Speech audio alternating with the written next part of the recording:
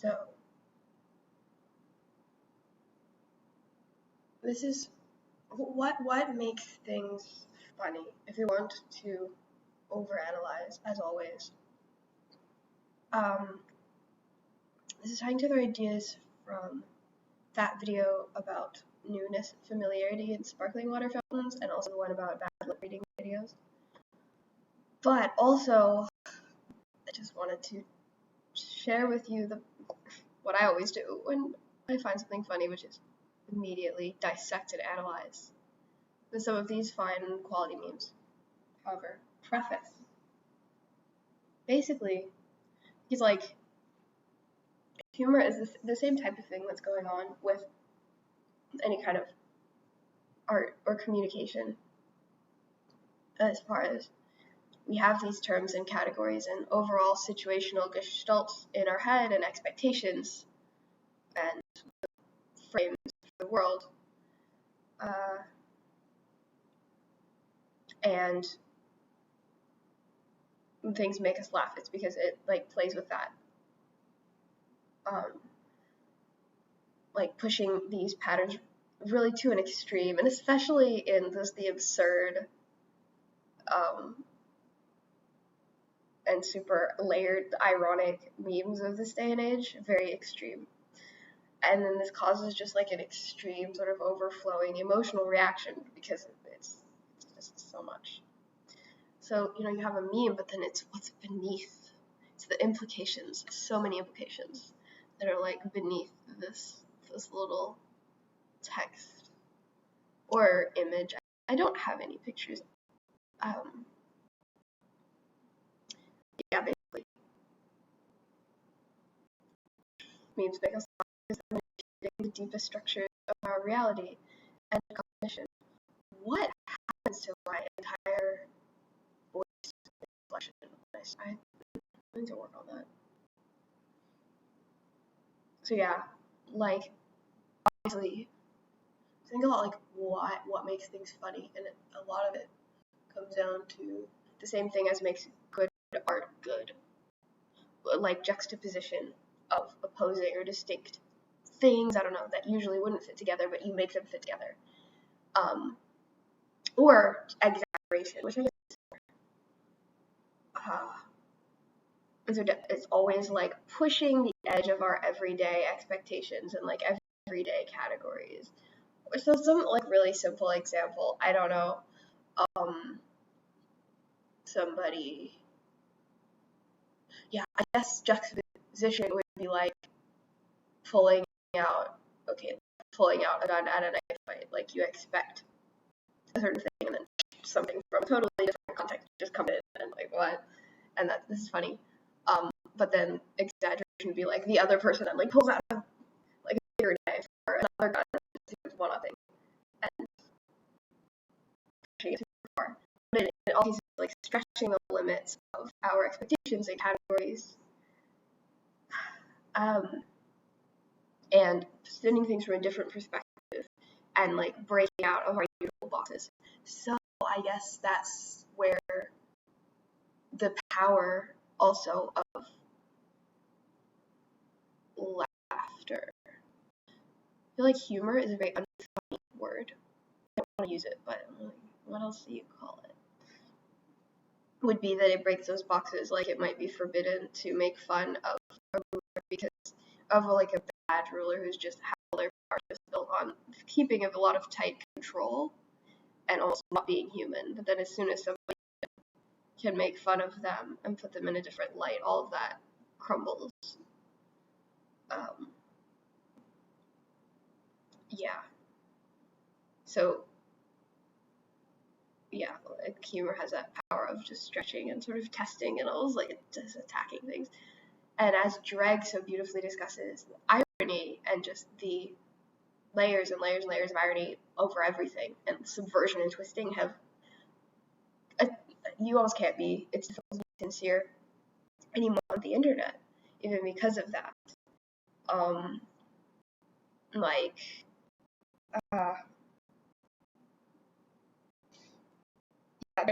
Excuse me, sort of an implied detached ironic like tone that I always read these kinds of posts in, and it another side note, it's there's a I know there's one called G Collect, but they read memes aloud.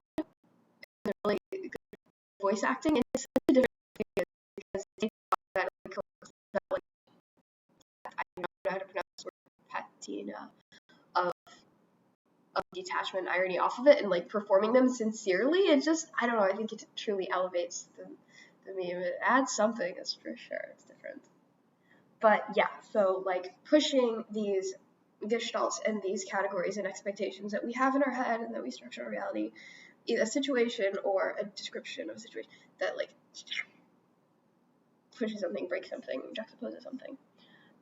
So I was just come from watching some Netflix little like anime movie opening, which does a similar thing in setting up two different settings that are contrasting, and then so one of them is like these whales and like the stars of this magical, it seems like, world and nature, and then another one is this little girl who is starting her summer break and like playing soccer, and you know that okay, we're gonna have these two contrasting settings and they're gonna come together and connect in some way, and the interest is seeing how this is done.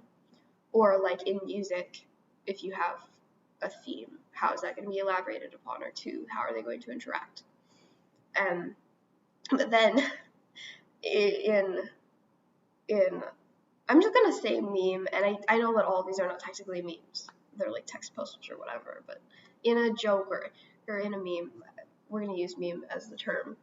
I guess I should start that way in philosophy, you're like supposed to start with defining. Anyway, it's faster and like more intense juxtaposition. So, like either of situations or of tones. So yeah, like pushing it almost, as I was talking about in the newness and familiarity video, just far enough that things almost break, or sometimes just do break into complete absurdity, but they hold together just enough to exist in sort of the same space, but it just makes it very intense because of the contrast. If you see, all this is really more pictures. Start reading these, I'm like, it's more like a geometric transformations going on underneath these. And then I'm like, I should learn math. And then I go watch a 3 blue, 1 brown video, and I'm like, I know nothing of this. And I do not currently have the discipline to learn it, but it's still fun to watch. Yeah, so, okay, for instance, to begin analysis, this thing is going to still record when I right? So I'm using Twitch because it's the only one that I know that does this. We're going to go with I'm still recording. So, for instance, two different, like, settings or tones or, like, perspectives. Observation, I've never broken a bone. Hypothesis, I'm boneless. Data, I appear to have broken at least 2 bones in my foot slipping on the ice. Conclusion, I have at least 2 bones. Strong evidence suggests the possibility of a third one.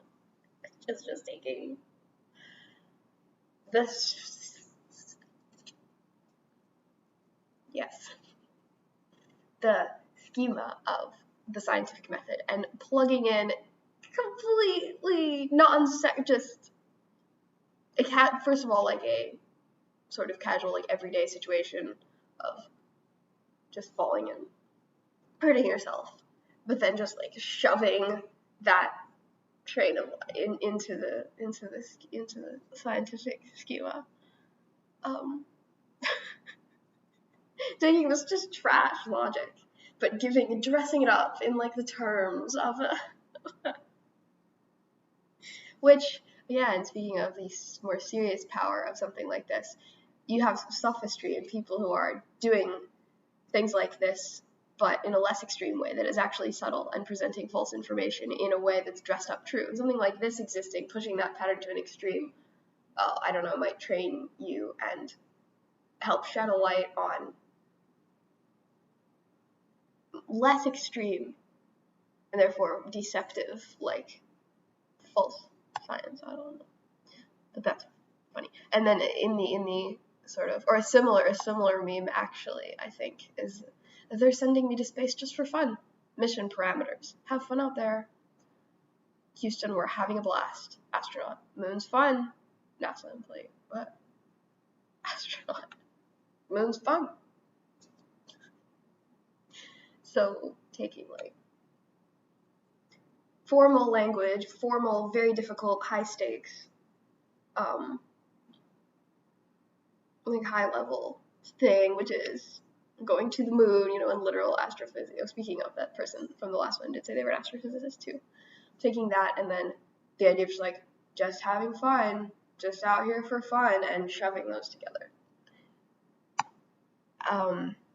So juxtaposition. Is there another? Oh yeah, similarly. I'm watching a sports. The sports did good.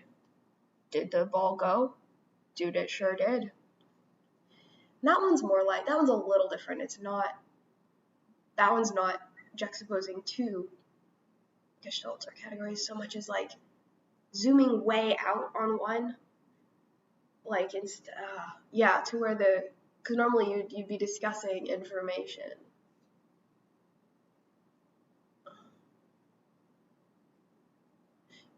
You'd be like discussing how the sports did go, but or like a football game, or the specifics of that, you know, so that I think that's kind of messing with what are they called, Gresham's laws or something of meaningful communication too. But the point, it's kind of taking this gestalt of like some sport, then zooming it out so much that it's like almost meaningless and vague and just like such big shapes that it ceases to be really anything. Just like, yeah, we get it, poets. Things are like other things.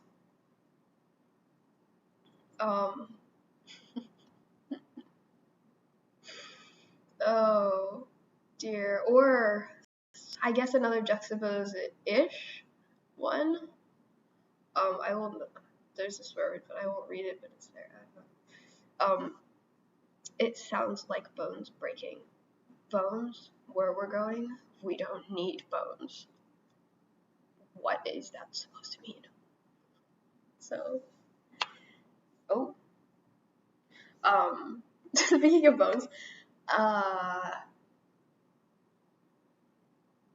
note to self: cut the ums and the uhs.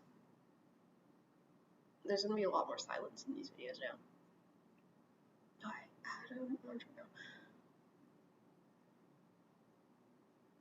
This is more of a small gestalt or category. I'm just gonna say gestalt because it's fun to say, but it's just this phrase and this sort of general vibe of like where we're going. We don't need, and then bones do not fit in that, but you're making them fit anyway. And there's also just puns, which is purely playing with language, and those quality humor sometimes. I don't have any good puns off the top of my head, but yeah. So similarly, shoving something that just does not belong, but it almost works. Like, it's a meaningful sentence-ish, but also there's enough dissonance. So again, just barely on the edge of holding together. So you do like juxtaposition, and there's some that are like, or subversion. So, whenever I get change from a store, I always put it in a little jar when I get home. It doesn't seem like a lot, but over time it adds up. So on a rainy day when I'm hungry and don't have any lunch money, I can just go into my piggy bank and eat the coins. Oh, I'm sorry. I can just go into my piggy bank and eat the coins. So narrative going one way, nice, the tone, everything suggests, nice heartwarming little life tip, and then full absurdity, eating the coins, and then I guess that's in the same genre as something like a rickroll or an elaborate setup for like a Cotton Eye Joe joke, where everything's going on fine, it's kind of just a story and you're following it, and then like the thing just hits you. That's similar to a musical movement, I think, of setting up, and then like making some.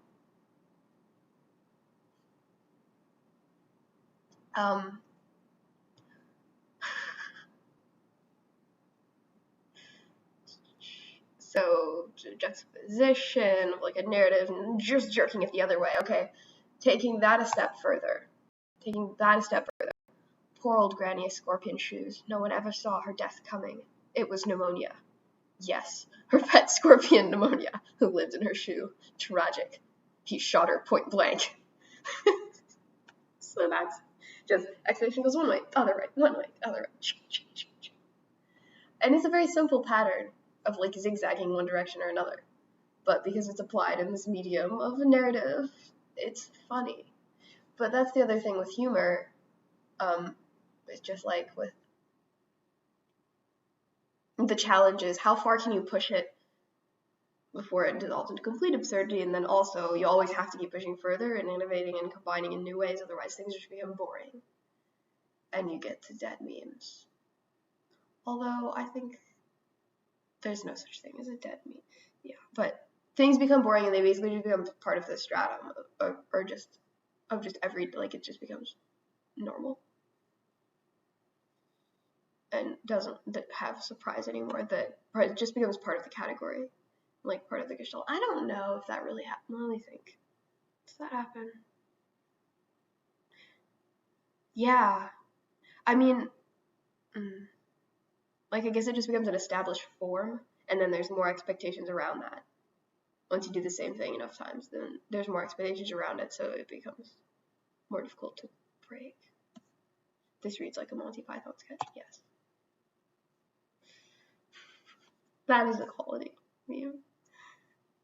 Similar, okay, so juxtaposition, just wrenching the narrative around violently until it barely has any coherence anymore.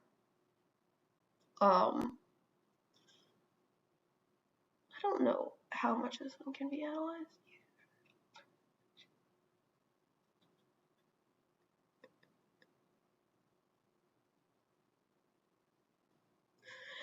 I mean, I guess like stubborn, refusing to see what's right, like stubbornly just not getting the intended meaning out of something, like stubbornly misunderstanding and playing innocent and not getting the intended meaning out of something, but reading it all kinds of different ways. Your all-time favorite quote, shoulder, shoulder, shoulder, shoulder. Your favorite quote is shoulder, shoulder, shoulder, shoulder. Actually, it's shoulder or sewer. So forcing this little message here to be read in different ways and from different perspectives, and breaking completely the original intent of, but also arguably adding to the depth and to the depth of this post. You know, if the original of the OP was able to, as in the case of bad lip reading, lampshade and kind of integrate also the possible misreadings or alternate readings of it, and have a little bit of an, like, be aware of those things in the way that the original post was presented, then it could be more anti-fragile. I don't know. It's sort of a sappy, maybe it's too sappy to withstand that kind of treatment. No, it's just funny. Exaggerating the meme, exaggerating, again, which always makes you think about which like subverts and makes you think about the underlying structure and the possible weaknesses, or yeah, in the original. You know, my wife and I never baby talk to our kids. We use full sentences and a wide vocabulary, including complex words. My son is 3 and can carry a full conversation. Adults at family gatherings are shocked at his social aptitude. My daughter isn't even 2 and she uses 4-syllable words. My wife and I never talk to our kids. We ask them to submit all communications anonymously through rigorous and double-blind peer review. My daughter's 5 and has 21 publications in high-impact journals. My daughter can burn holes in furniture using only her eyes. Taking out the skeleton of it, of like slight. I mean, I guess this person thinks that OP is boasting a little bit about his kids. And therefore taking that, pushing the ego part of it further, and just like suggesting, I don't know, just, it's quite fascinating. Yeah, just like exaggerating all of the elements of these.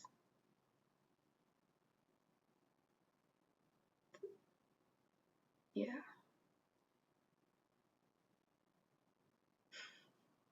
And then somebody else did another comment after this, but it wasn't as funny because it just was too far. The whole all communications anonymously through rigorous double-blind peer review, that's about the right amount of dissonance to properly continue on and also like make fun of the first post.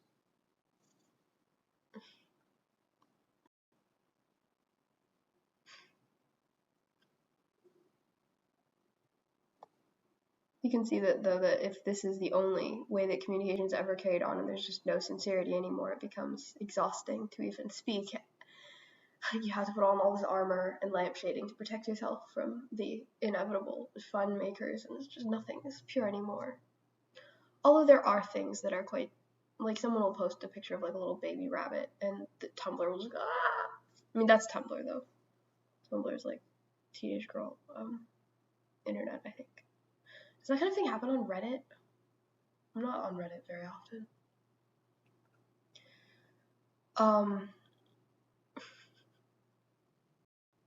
Kids break dancing gently. What's wrong? So again, to, you know, break dancing and then the whole sympathetic father conversation, but gently, like softening the whole breakdancing just enough that it barely fits.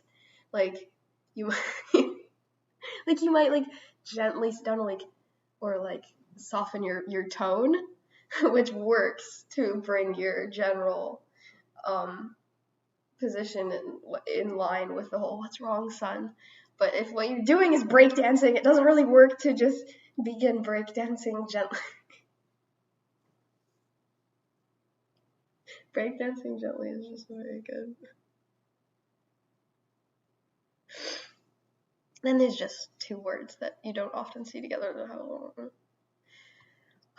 This may be my favorite text post / meme so far of all time.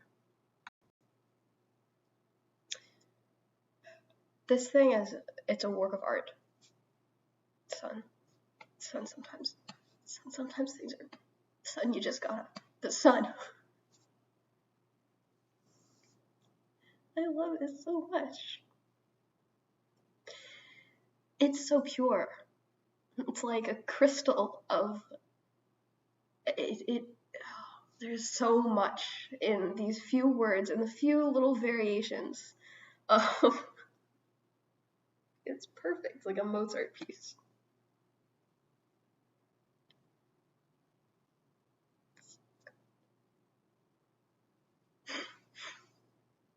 Oh, okay. So we have, of course, the like father-son chat, which is a whole category of, you know, kind of. I've never participated, obviously, in one of these, but I get the idea from media, just like kind of tough love, like pep talk, sympathy. From it's like father to son, and then just like so like putting a hand on the shoulder already has like a lot of cultural weight of the expectations and the whole relationship of father and son, and then how that might be cliche, and probably a lot of cliche versions of those in dumb movies and such. And then but by just the simple thing of just taking putting the hand on the shoulder and repeating that, you get like slight body horror, you get just the absurdity of something being repeated over and over again, and then the same kind of stuttering, the humor of like it's the stuttering, like son sometimes, and like that he's hesitating, and that's sort of fits in a like perverse way with the original. Because like speaking of like this dad who's usually quite tough, and then he's just like sitting down to give his son this talk, and he's like sometimes, and just like starting over a couple times out of just emotion and trying to like, then it works. And the whole thing is just totally, It simultaneously completely conveys. Oh, it's so good. I could go on about this meme. It really speaks for itself. There's just so many facets, and you just look at it, and it's just like.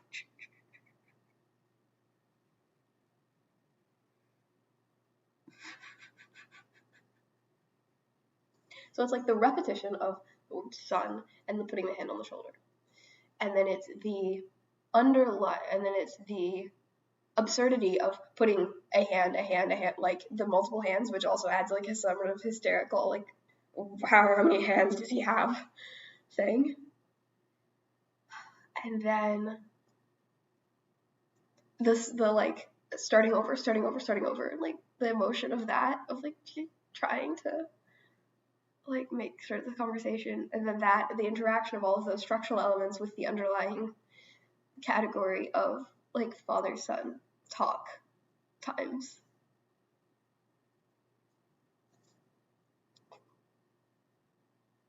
This will never get old. It's the perfect meme. Yeah. Make a sort of personal, rough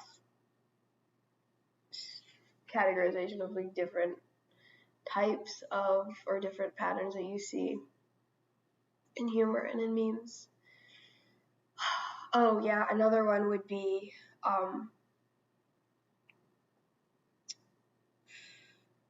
oh dear, the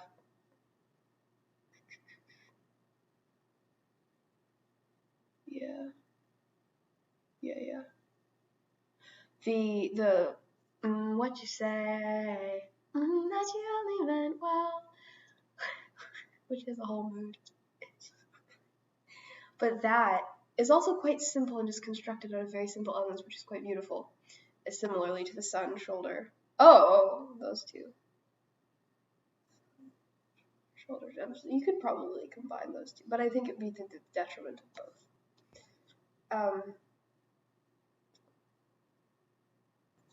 No,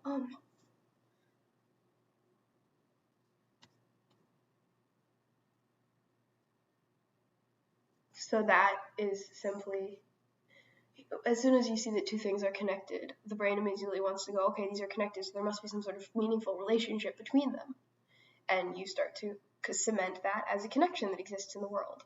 But when, and I hope that you've seen this video, that I don't spoil it for you. If you haven't, please, it's words cannot describe.